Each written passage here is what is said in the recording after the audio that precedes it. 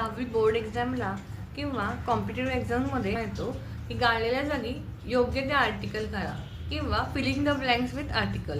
पण आर्टिकल म्हणजेच काय माहिती नसेल तर हातचे 1-2 मार्क जातात आपले. तर ते जाऊ नये आणि तुमचे 2 काय अजून 2-3 मार्क्स वाढावेत, कारण का ग्रामॅटिकल मिस्टेक पण होतात एसे वगैरे लिहिताना. तर आपल्याला आर्टिकलचे रूल हे माहितीच पाहिजेत. आपण आज ते बघूया. रूल नंबर 1, ज्या शब्दाची सुरुवात वॉवेल्सने होते त्याच्या आधी ॲन वापरायचं.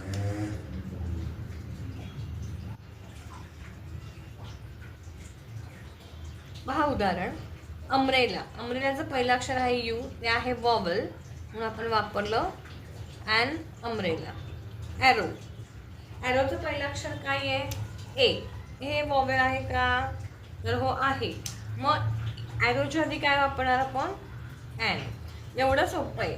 वॉवेल आले, कुठलंही वॉवेल 5 वॉवेल्सपैकी कुठलंही एक आलं की डोळे झाकून ॲन वापरायचं आणि मोकळं व्हायचं. रूल नंबर 2, ज्या शब्दांची सुरुवात कॉन्सोनंटने होते त्याच्या आधी ए वापरायचा.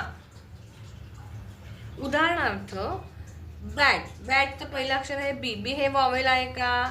नाहीये, म्हणजेच ते काय आहे? कॉन्सोनंट आहे. मग कॉन्सोनंटच्या आधी ए वापरायचं. ओके. आता रूल नंबर 3, नैसर्गिक वस्तू, ऐतिहासिक वास्तू, नदी, समुद्र, पर्वत, पौराणिक पुस्तक, धार्मिक पुस्तक, किल्ले, प्रसिद्ध पुस्तकं यांच्या नावाच्या आधी द वापरतात. म्हणजेच काय? तर ज्या नैसर्गिक वस्तू आहेत, ज्या आपण बनवलेल्या नाही आहेत, ज्या भूतलावर एकुलत्या एक आहेत, उदाहरणार्थ सूर्य, चंद्र, तारे, पर्वत, नदी, डोंगर, किल्ले आपण बांधलेत पण ते पौराणिक वास्तूमध्ये येतो. तर किल्ल्यांच्या नावाच्या आधी, समुद्राच्या नावाच्या आधी, पर्वताच्या नावाच्या आधी धार्मिक पुस्तकं जसं की रामायण, महाभारत, प्रसिद्ध पुस्तकं. तुम्ही मला कमेंटमध्ये प्रसिद्ध पुस्तकांची नावं पाठवा. या सगळ्याच्या नावाच्या आधी द वापरा. आपण दच्या रूलवरती एक वेगळा व्हिडिओ बनवणार आहे. आता मी तुम्हाला थोडक्यात माहिती सांगितली. उदाहरण पहा, गंगा रिव्हर. गंगा ही रिव्हर आहे म्हणून त्याच्या आधी द वापरायचा. The Ganga river. दुसरं उदाहरण आहे रेड फोर्ट. रेड फोर्ट हे काय आहे?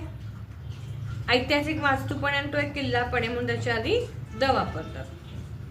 थँक्यू.